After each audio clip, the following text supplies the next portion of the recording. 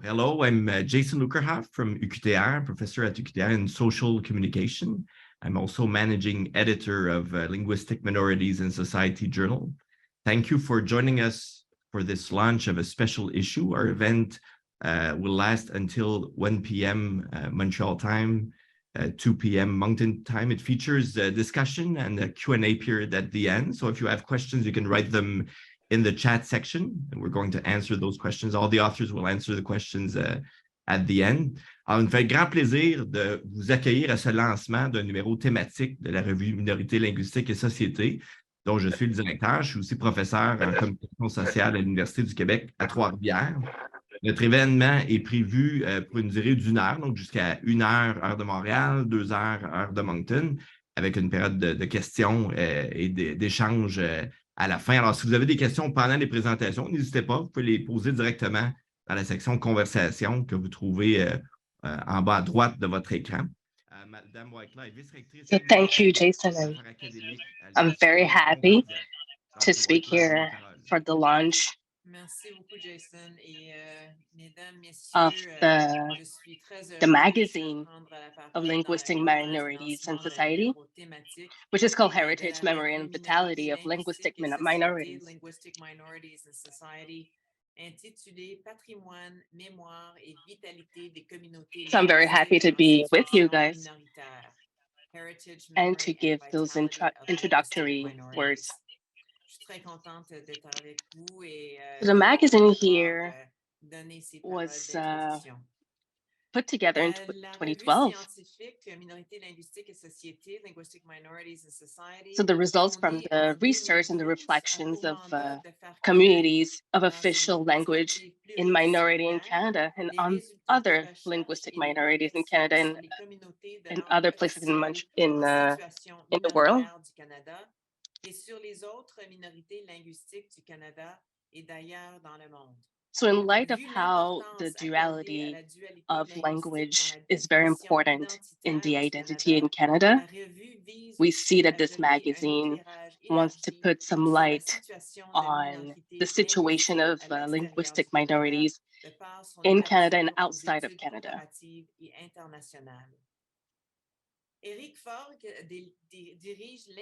So Eric Forg and Jason Lukerhoff are the founders. They work with Azur René de Cotteret and also with translators and reviewers. So the theme of this number that we are presenting today follows the ACFA from 2021. Se trouve un partenariat entre le réseau de recherche sur les communautés québécoises d'expression anglaise, qui est connu sous So son with acronyme Questprint, they are partners that created the ACFA in 2021. So I will give you information on the partners. So Questprint started in 2008.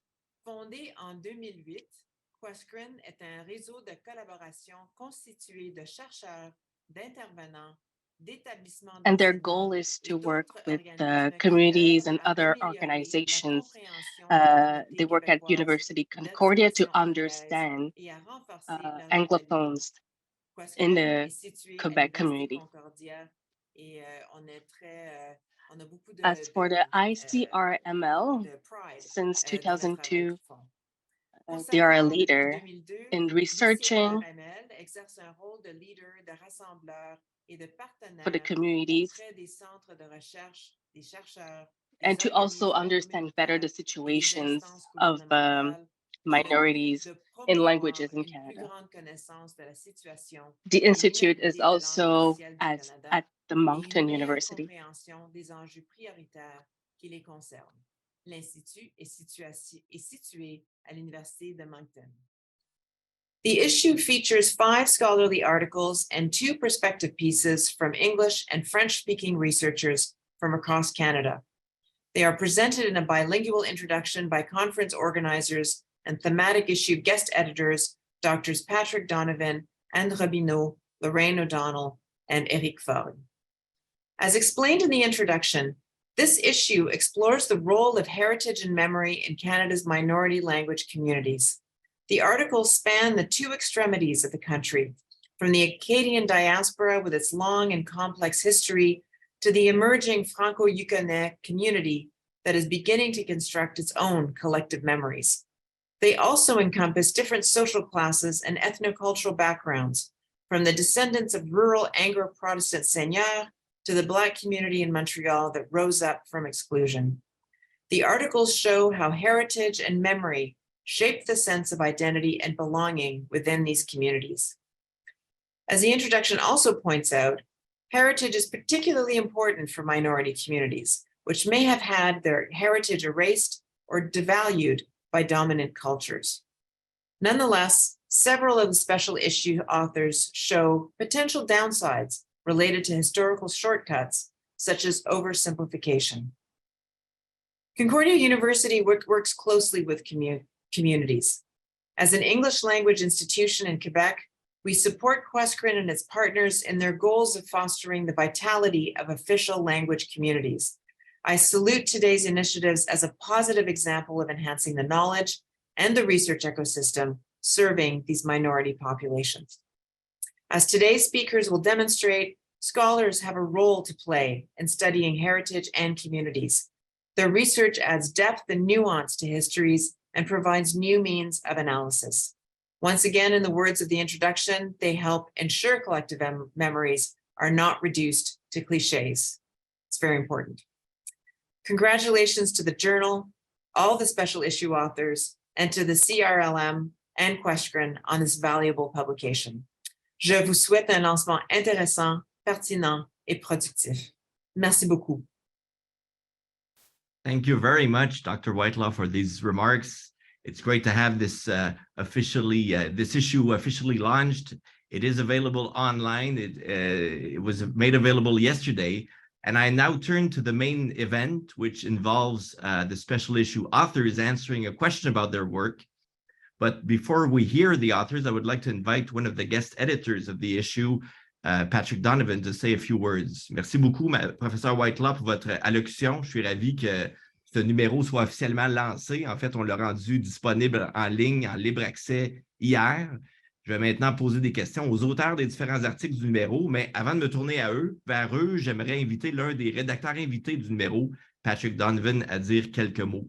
Patrick Donovan travaille en tant qu'attaché de recherche et conseiller au réseau de recherche sur les communautés québécoises d'expression anglaise, Questcrin, à l'Université Concordia depuis 2014. Patrick Donovan is research associate and advisor at Questcrin.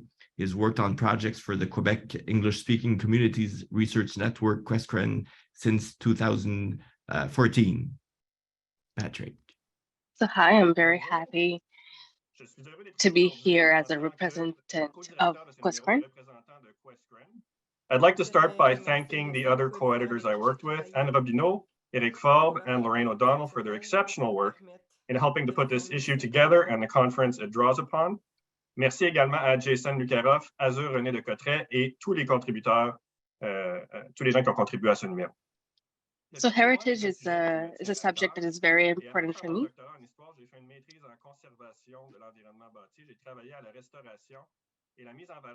So I was working in Quebec City for... Today, this building houses the Morin Center, Quebec City's main English language cultural center. So I saw how heritage could be used to foster a greater sense of connection and community among Quebec's quite scattered English-speaking minority. However, I also saw that, some people of Irish Catholic origin felt the building's history as a Presbyterian college was a little too Protestant for their liking and refused to go there. And there were also older library users who worried their secret space would be invaded by tourists and costume guides. So this highlights in a way how heritage and memory can unite, but also how it can dredge up other issues related to community vitality, which is a topic explored in the case studies within this issue. So in the interest of time, without further ado, let's explore some of these topics and meet some of the researchers. Thank you. Merci beaucoup, Patrick. On va débuter avec Alain Roy, qui vient de prendre sa retraite il y a peu de temps de Bibliothèque et Archives Canada. So we're going to start with Alain Roy, retired from Library and Archives Canada. Alain, dans votre article, vous présentez le concept de vitalité mémorielle. Pourriez-vous présenter deux dimensions novatrices de cette approche de la vitalité et de la mémoire des communautés de langue officielle en situation minoritaire? In your article, you present the concept of vitality of memory. Could you present two innovative dimensions of this approach for official language minority communities? So thank you, Jason. So before we start, I would like to thank the committee that organized it and also the editorial committee for this magazine, for this issue. So like it was said before, this number is very important. So we're looking at 40 years of research. So it's really important. So in this context, I'm very happy to present the article that also completes a report that will put online that is from 2021. So this concept comes from something we observed of a need for archives and for managing heritage. How can we support communities with how to manage memory? So the review that we did in the past for all the research on the vitality on more than 40 years. So except exceptions, we can see this question coming back. So if we look at all the communities, one of the the basics of those communities is the question of language. So we want to observe that for the future. So we want to look at the past and also at the future. So the report suggests and the article proposed other things. So we have this reflection on vitality and the importance of memory in this vitality. So this is how we have the concept of vitality of memory. So the concept is kind of new on itself. And then in the conference in 2021, we said it's very important for the future of those communities. So it's important to have this dimension in the idea of vitality of memory. The second thing that is also new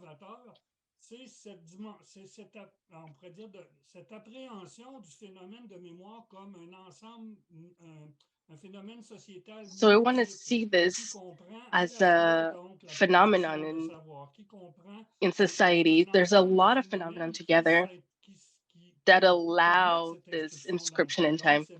So vitality will be visible in arts or in literature, in archives, in different art pieces.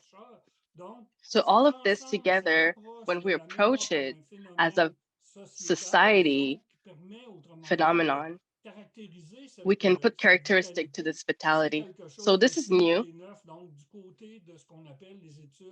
So it's new in studies in history and memory with this approach to society. It's pretty new.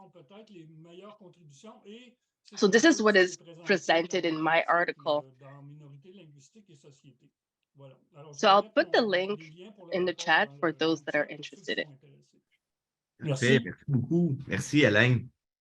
We're now going to turn to Eric Fogg, who is director of the Canadian Institute for Research on Linguistic Minorities. Alors, Eric Fogg, qui est directeur de l'Institut canadien de recherche sur les minorités linguistiques. Qu'est-ce qu'on apprend sur le congrès mondial acadien dans votre article, Eric? What do we learn about the World Acadian Congress from your article? So to start, do you hear me well? So I would like to say hi, Rodrigue Langry. So the first director, I saw that he was in the public, and also co-founder of the magazine.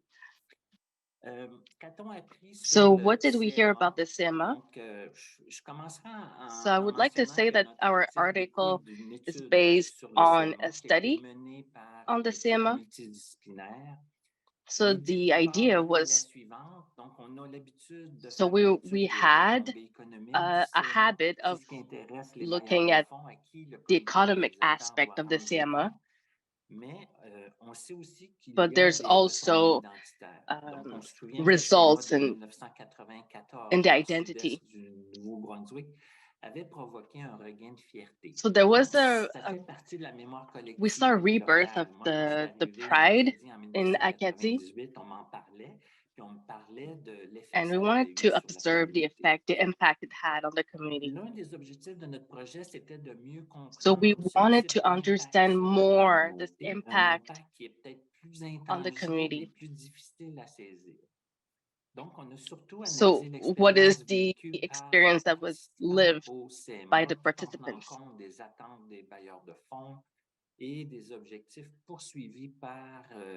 Also looking at the goals of the people that were organizing this kind of event.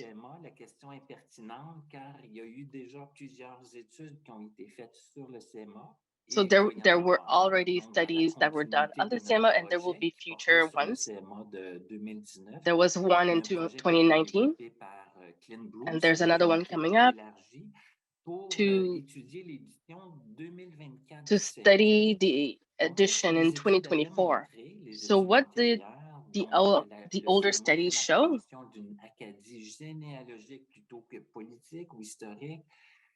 So there was a lot of debates.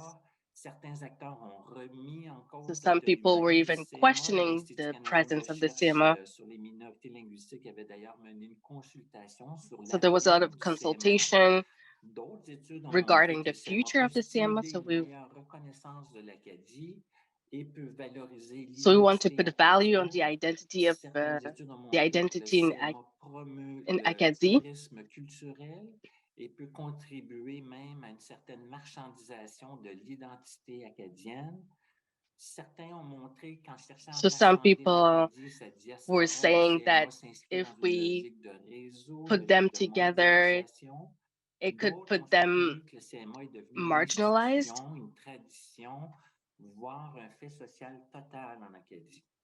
So the article that we're publishing here with Laurence and Toby Berger, so we have different elements of analysis.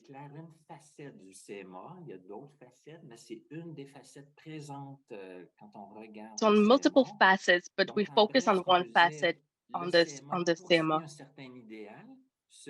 So we want to put together everybody of Acadian roots together from outside.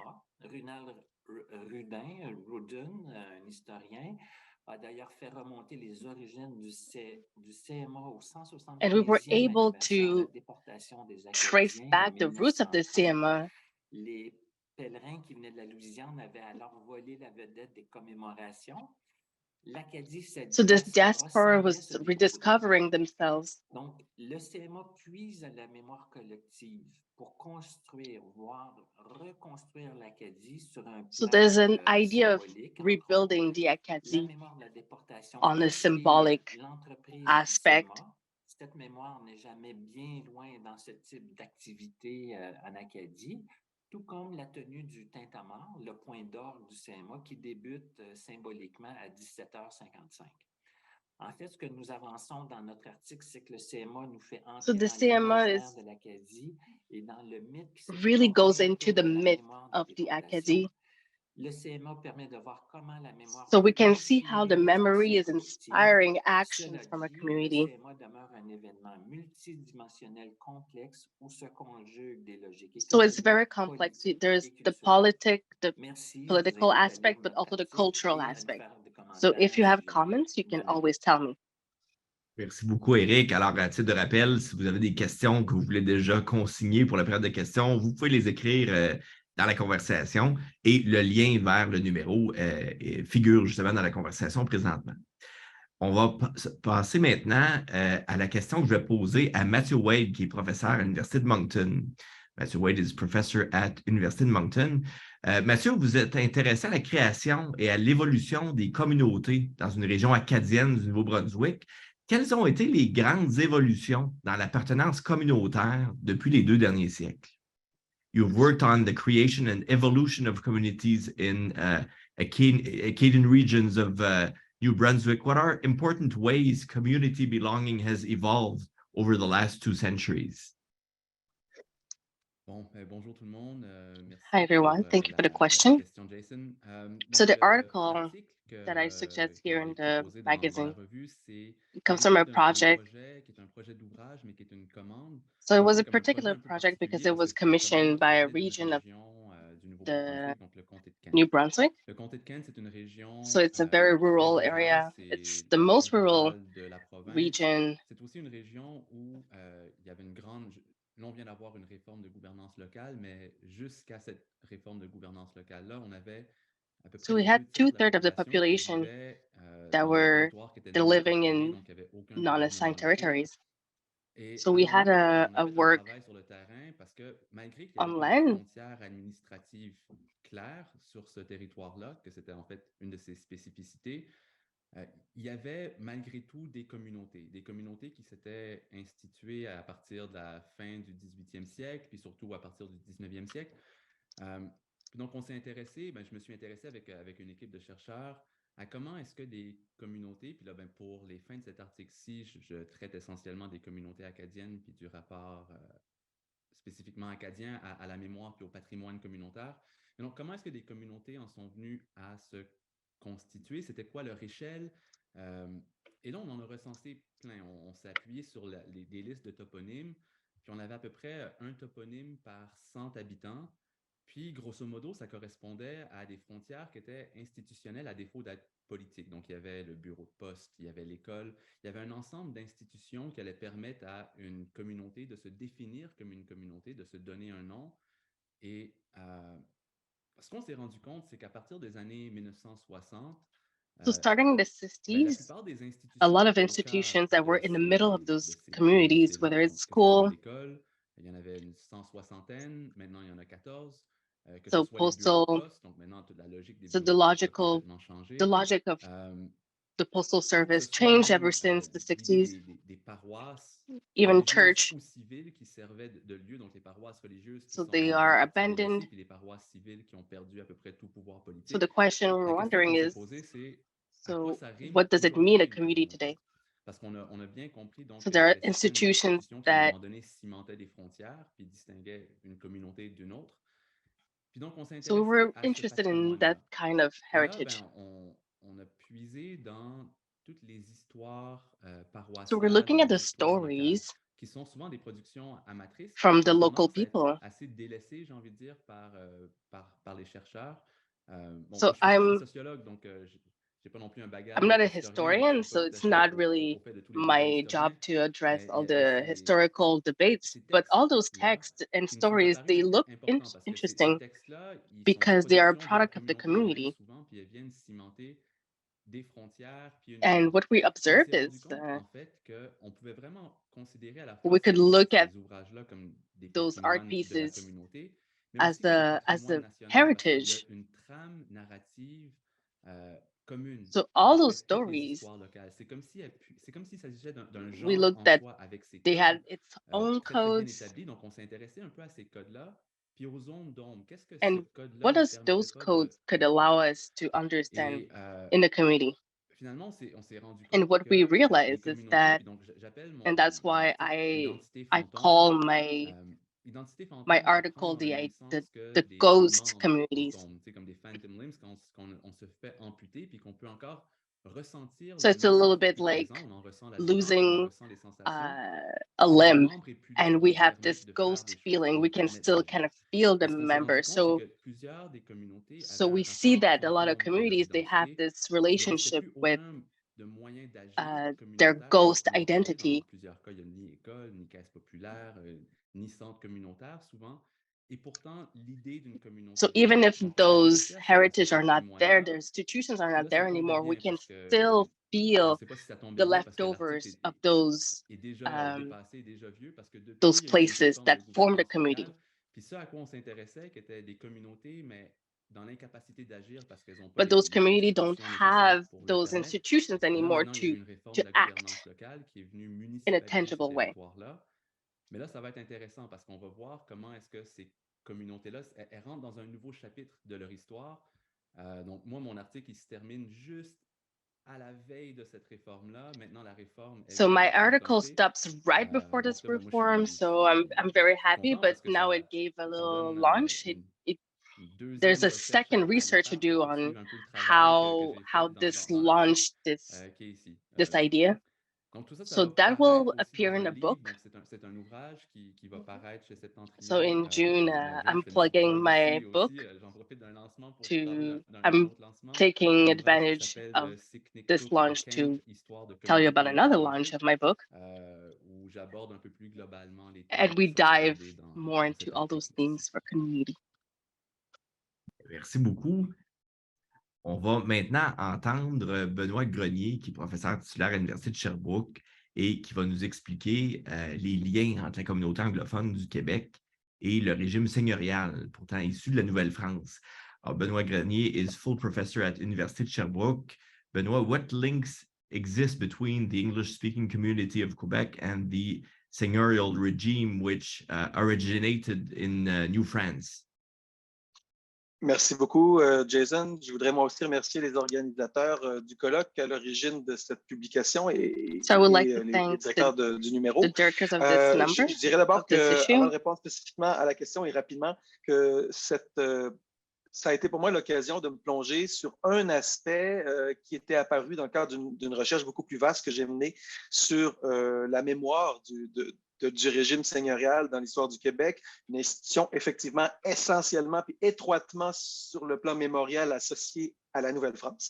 Il suffit de regarder un manuel scolaire pour s'en convaincre, c'est encore le cas aujourd'hui, alors que cette institution, finalement, elle s'est surtout développée après le changement d'empire sous le régime britannique et elle a duré jusqu'au 19e siècle, puis elle a même perduré après sa mort longtemps au 20e siècle. C'est ce à quoi je me suis intéressé. Alors, ma recherche était menée sur la mémoire des derniers individus qui pouvaient porter un bagage et une autorité seigneuriale. On parle au tournant du 20e siècle, même parfois assez tard dans le 20e siècle. Et c'est à partir d'une enquête d'histoire rurale, d'une histoire orale que j'ai menée en partie cette étude-là. Et ça m'a permis à m'apercevoir que chez les porteurs de cette identité particulière, on retrouvait une grande proportion de familles d'ascendance anglo-protestante, souvent écossaises d'ailleurs, qui étaient bien enracinées dans les localités ou du moins dont les familles l'avaient été au 19e et au 20e siècle. Ces individus-là étaient évidemment les descendants d'acquéreurs de seigneuries, des grandes familles bourgeoises, descendants de militaires ou de commerçants du 18e, 19e siècle, qui avaient investi finalement dans la propriété de seigneuries, mais qui aussi s'étaient fait des figures dominantes là, dans des communautés, bien entendu, essentiellement francophones, mais dont une minorité dominante anglophone avait acquis le pouvoir seigneurial. Donc, je me suis intéressé un peu à la manière dont leurs descendants avaient transmis ce bagage-là, avaient porté ce bagage, parfois comme un fardeau, parfois comme un héritage dont ils se revendiquent encore fièrement. Et en rencontrant des descendants des familles, par exemple, Campbell, des familles Harwood ou des familles Taylor, de la Beauce au Bas-Saint-Laurent jusque dans l'ouest du Québec, j'ai été donc amené à croiser ces persistances et cette mémoire. Puis je signalerais peut-être, et je vais le mettre dans le chat, que dans le contexte du colloque, un court-métrage avait été réalisé parce que ces témoignages qui étaient associés à ma recherche, ce sont des témoignages filmiques, des témoignages vidéo.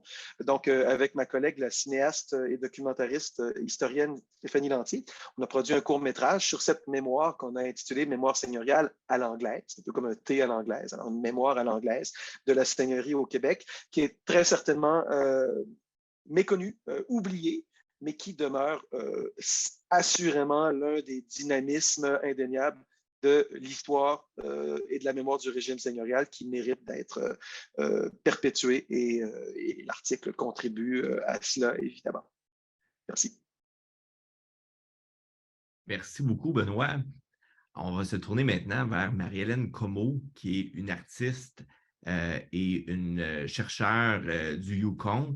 La question que j'ai pour elle, c'est quel rôle la recherche-intervention en art peut-elle jouer dans l'émergence du récit identitaire au sein des communautés francophones en milieu minoritaire?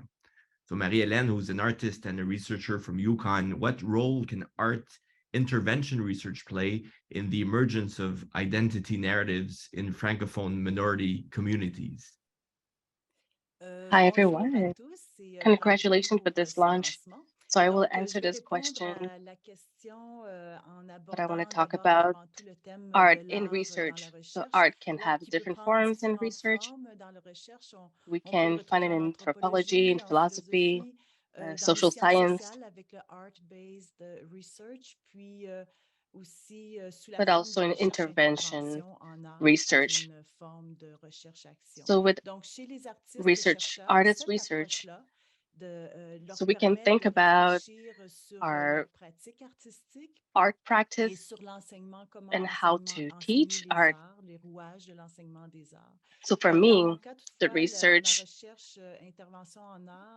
had the goal to understand a phenomenon, a social phenomenon, which is the identity of Francophones in Yukon. So most of the community are born outside of the Yukon and moved in Yukon. So it's Francophones from different parts of Canada or outside of Canada.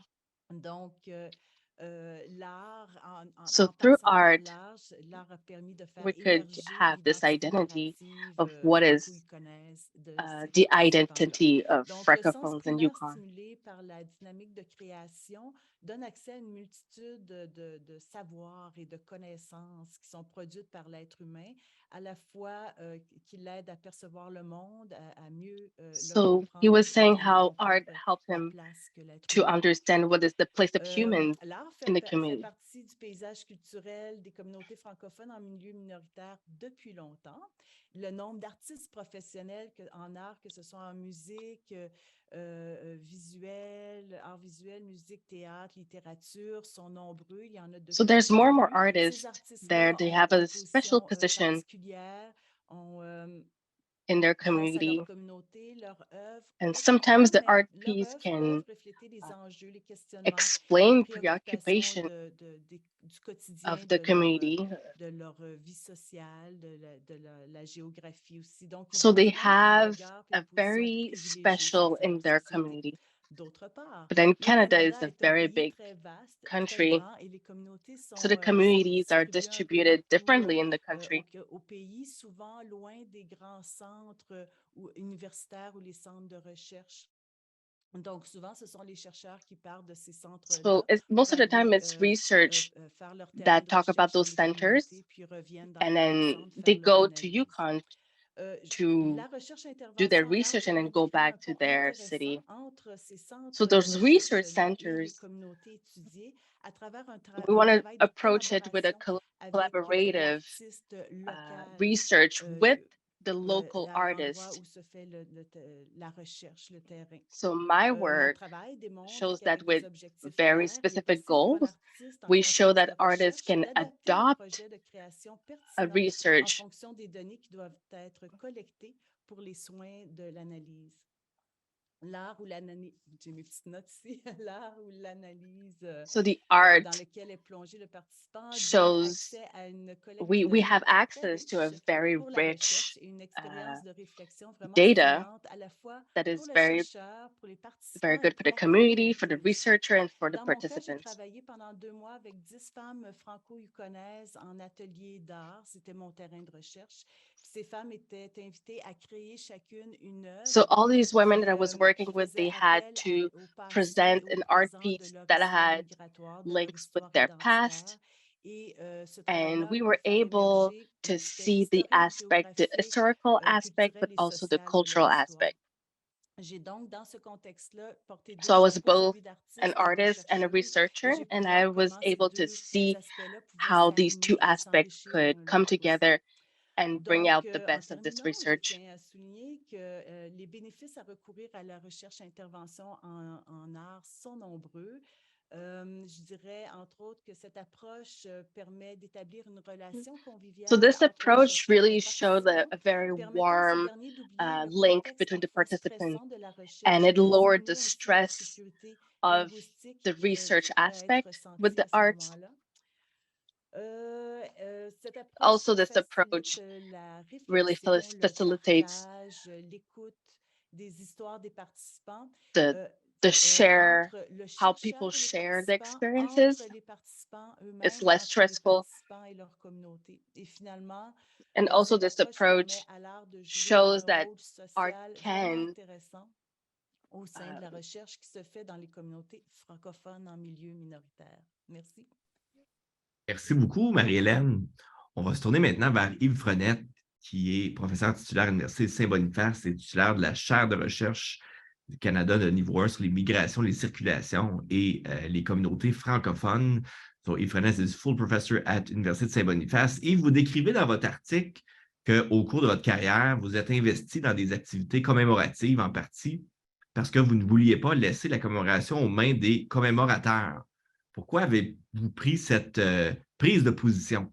If you write in your article that over the course of your career, you became involved in commemorative activities in part because you did not want to leave commemoration in the hands of commemorators. So why did you take that position? D'accord. Alors, merci beaucoup. D'abord, So merci thank you, aux everyone, organisateurs de for m'avoir inviting invité il me. y a 2 ans maintenant à prononcer la conférence d'ouverture au colloque et And I à was able to partager mes share my réflexions reflections. par écrit parce que c'est une réflexion. It's a C'est une study, but étude, mais also c'est it's a aussi une réflexion qui est reflection basée sur from my une expérience experience de plus de for 25 ans on en 25 milieu years. minoritaire.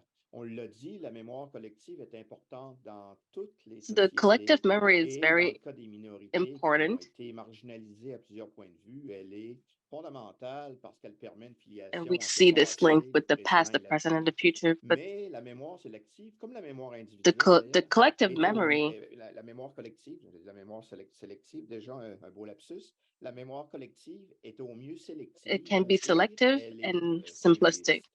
So L'histoire, history quant à elle, est is une enquête very méthodique methodical qui a pour impératif and de takes prendre en into compte, consideration y everything. compris ce qui ne paraît pas mémorable aux yeux des entrepreneurs mémoriels. Et dans So les in the années 80s, 80, qui correspond au début which de is the beginning of mon my activité activity in en Ontario Ontario as a français, francophone, il y a une fièvre commémorative qui s'est emparée du monde occidental, y compris les francophonies canadiennes. J'étais convaincu de so I l'importance, was et je le suis toujours, very convaincu de l'importance de la mémoire convinced of the collective, importance. mais en même temps I was convinced inquiet of de the ces importance of dérives the potentielles à collective l'occasion memory d'événements then. commémoratifs. Je me suis donc engagé et So I essayé really wanted to de contribute contribuer à ce que ces to make commémorations sure that servent those à commemorative comprendre le passé et activities pas seulement à le don't célébrer. only Et celebrate, but l'exemple, help. j'aurais plusieurs exemples, mais je vais me contenter ici, c'est peut-être l'exemple So le I plus have an example révélateur, here c'est le cycle is commémoratif the Champlain qui s'est déroulé Champlain presque commemoration. pendant 15 ans, entre It happened in 2003 2003 et and 2015, 2015. d'abord à There was at Tadoussac, en Tadoussac, Acadie, à Quebec, Québec, dans l'État de New in York, au Vermont, Vermont et finalement and finally en in Ontario. Ontario. Sans craindre l'anachronisme, à ce moment-là, on a fait de l'explorateur Champlain et de l'explorateur Champlain aussi, qui est aussi présenté, et avec raison, comme le père de la Nouvelle-France, un apôtre de la diversité culturelle contemporaine presque, qui est aujourd'hui un enjeu, c'est aujourd'hui, on le sait, un enjeu sociétal majeur. Donc, il y a un anachronisme là, qui est le grand crime pour un historien.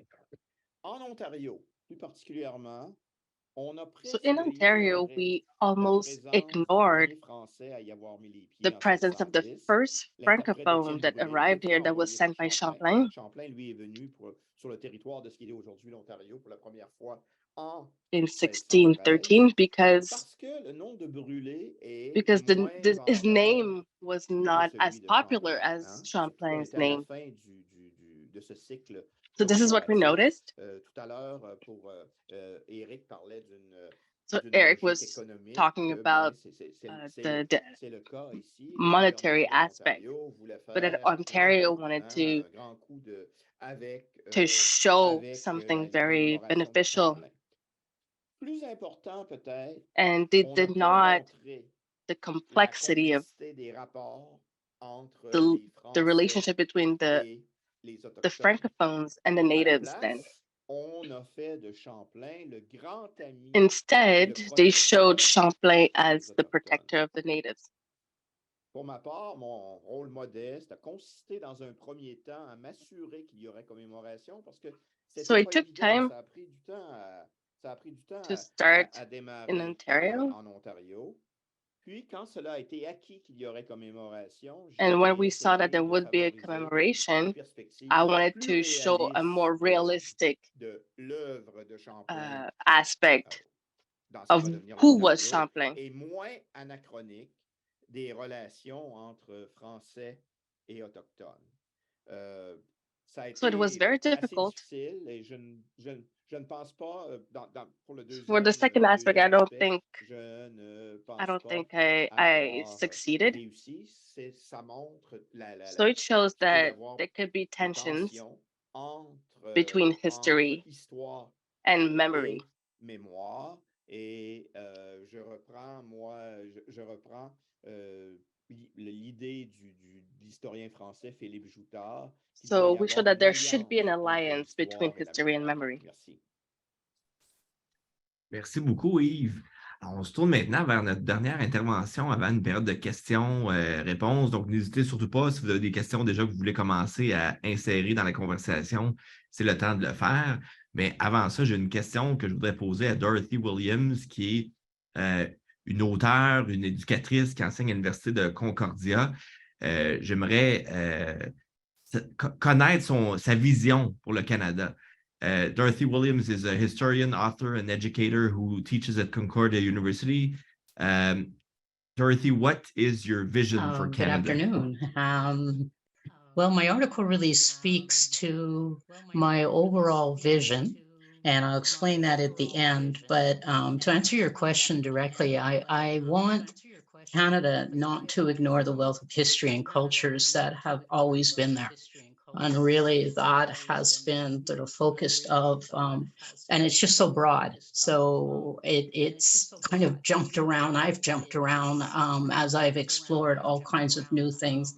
And I think it comes from my understanding that as Canadians, we can understand more about this country really if we start to look at how we've related to or excluded or included others in our midst. And it really can tell us a lot about ourselves.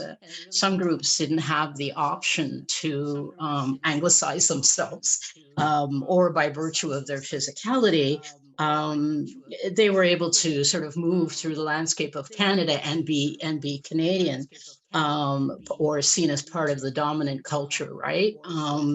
Others like my community and the histories that, there are other cultural groups as well, physically different, that have been seen outside of the narrative of what is being Canadian, right? What it means to be Canadian. And this is really sort of the underpinnings of what I have been trying to achieve over many, many different types of research.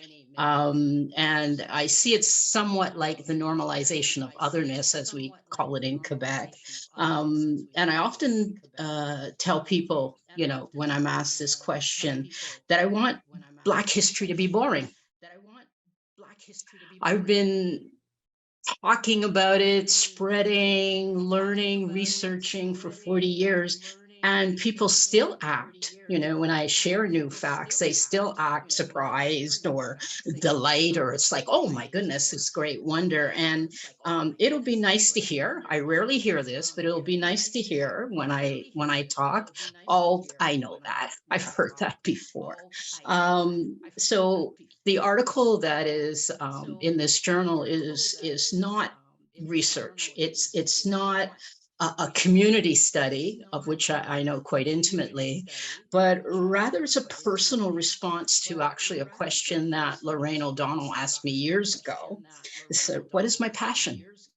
And out of that came sort of the thoughts that drove me to look at a very personal journey, which really interesting as I walk through my life. It's kind of first, well, not my first bio, but sort of a more expansive bio that I've actually walked through a community. So there are some real, I think, gems in there for readers to begin to understand some of the complexities of just trying to live the Black experience in a white dominated culture called Canada. So I'll leave it at that. Thank you, Dorothy. And thank you all for your great interventions. Merci pour toutes vos présentations. On a maintenant du temps pour une période de questions. Alors, autant les auteurs peuvent poser des questions aux autres auteurs, aux auteurs des autres articles, que tous ceux qui assistent au lancement aujourd'hui peuvent soit écrire une question dans la conversation à droite.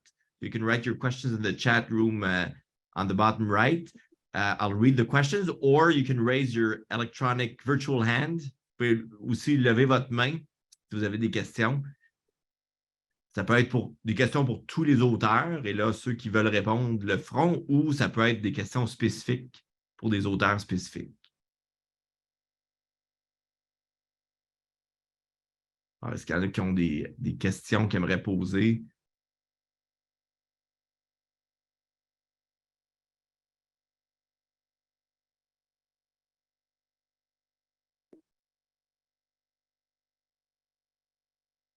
Est-ce qu'il y a des auteurs qui ont vu des liens entre leurs interventions et qui aimeraient commenter à propos de ça, commenter à propos des interventions des autres? Okay, première question ici. Il y a Anne-Cécile Delesse. Est-ce que vous aimeriez intervenir à la caméra, Anne-Cécile? Si oui, vous pouvez ouvrir votre caméra et venez poser votre question. Ou je peux la lire si vous préférez. Je vais la lire. Alors, merci, So thank you, Dr. Fennett and Dr. Williams. That questions how history and memory is put together. Dépend énormément de l'immigration. Comment concilier la mémoire centrée sur l'histoire blanche et l'inclusion des migrants? The question of how history and memory are put together. I think, and I was actually going to respond to what Matthew had said about the scenery in Quebec and and also a discussion about what was going on in New Brunswick and ghost and identity, and the idea of the past becomes almost part of your DNA.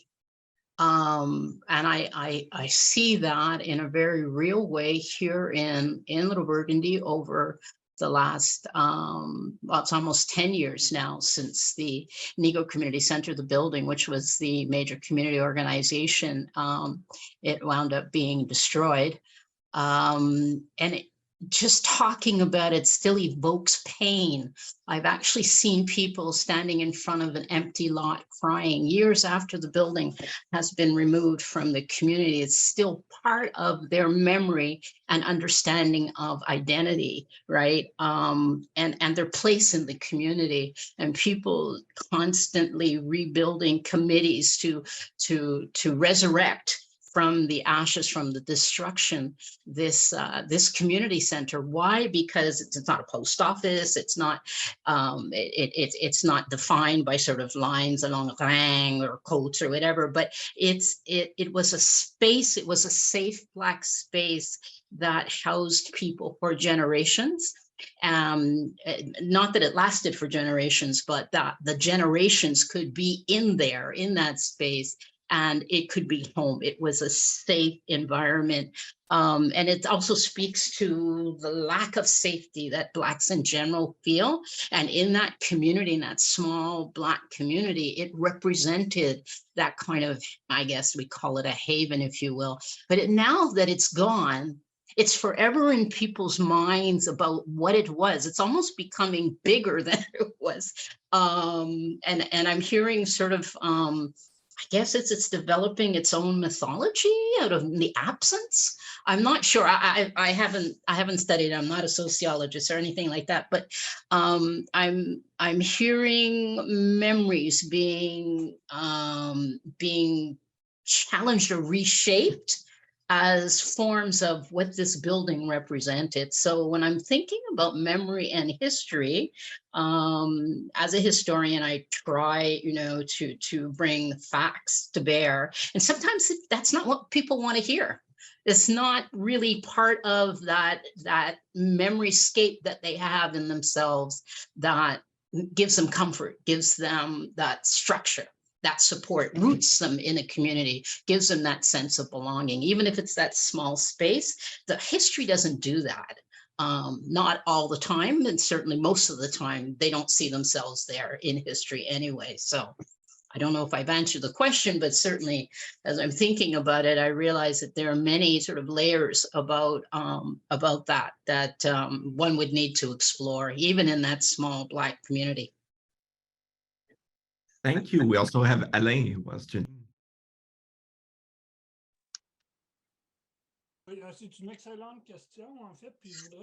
That's a good question, and I would like to go back to this dynamic between history and memory.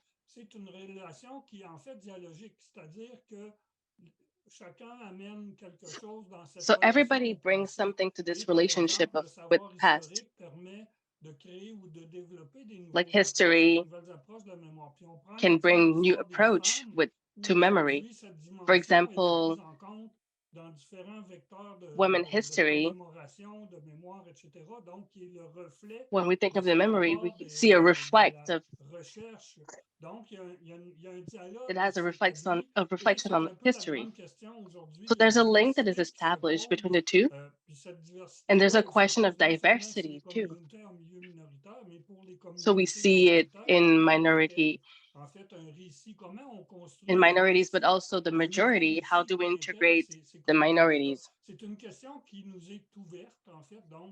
So it's a question that is open to us.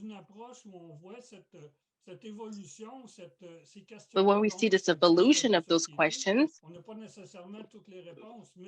we don't have all the answers, but we have something to think about and develop. So to have new knowledge that includes the migrants community, racialized community.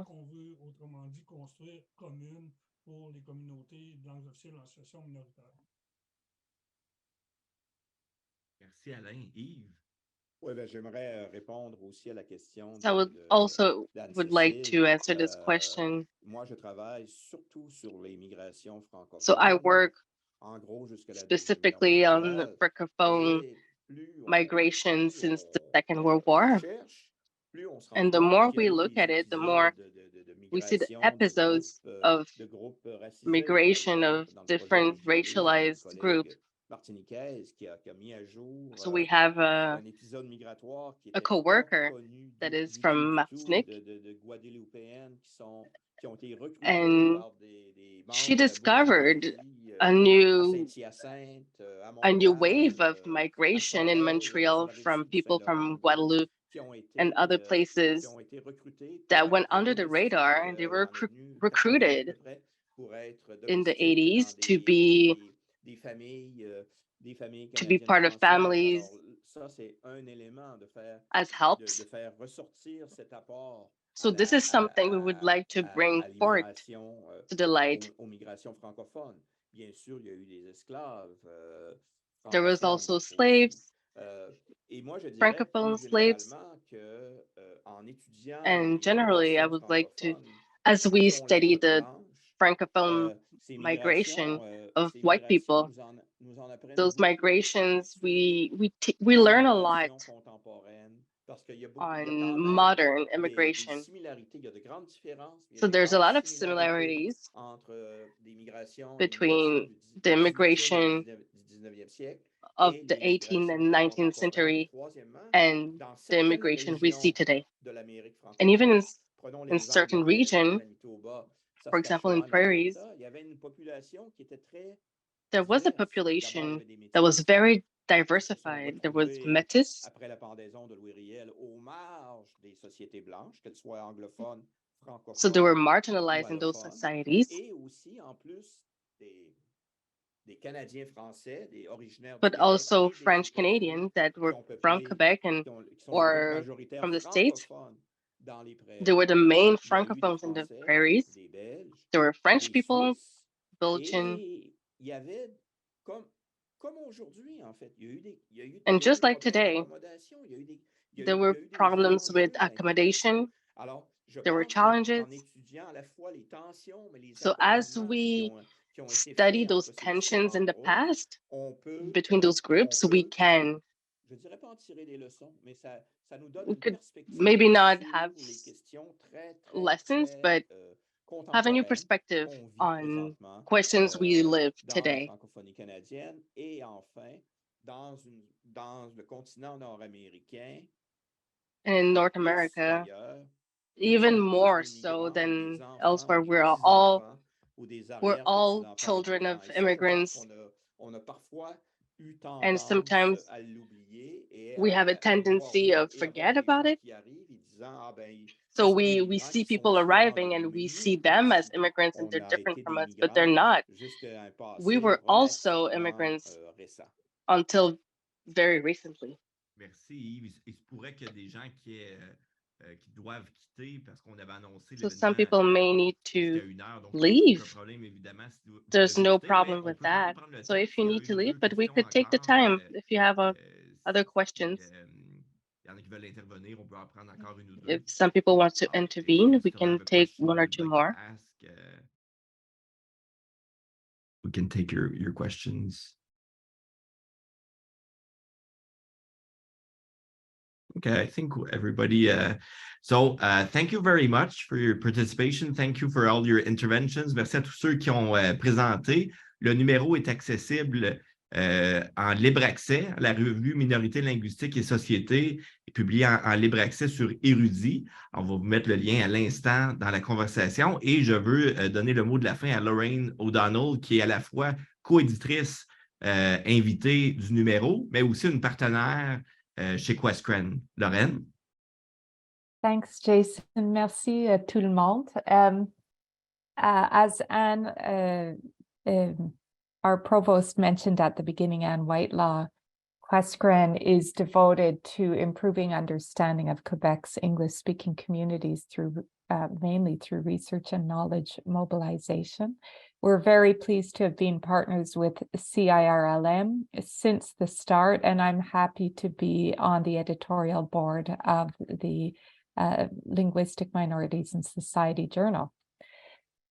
Kindly consider subscribing to our newsletter. Jason, I think he just put the link in the chat. We have many events, some of them organized with CIRLM, some with other partners, and you're warmly invited to attend live or in person or online. And Jason, do you want me to wrap it up right till the end? Yes, please. Thank you. Will do. OK, alors pour conclure, j'aimerais souligner que cet événement a été rendu possible grâce au soutien financier du gouvernement du Canada. Les partenaires, excuse me as I look between two computers. Les partenaires de l'Institut et de Questcren apparaissent présentement à l'écran. So in closing, I would like to acknowledge that this event is made possible through the financial support of the Government of Canada, and you can see our partners in the chat. Thanks to all the speakers for this excellent launch. Merci et au plaisir. Thank you very much. So as we mentioned, this launch was recorded. Ce lancement a été enregistré. Vous pourrez retrouver éventuellement l'enregistrement sur les sites web des différents partenaires. L'enregistrement va aussi être diffusé sur les réseaux sociaux numériques. So the recording will be made available on the websites of the different partners. And if you wish to look at the chat, you'll find the link to the issue. You'll find the link to Questcren, to the Institute, and to the possibility to register for the newsletter from QuestCran. So thank you very much. Have a great day. Merci beaucoup pour votre intérêt pour la revue et pour l'Institut et pour QuestCran. Bonne journée. Au plaisir. Au revoir. Au revoir. Merci.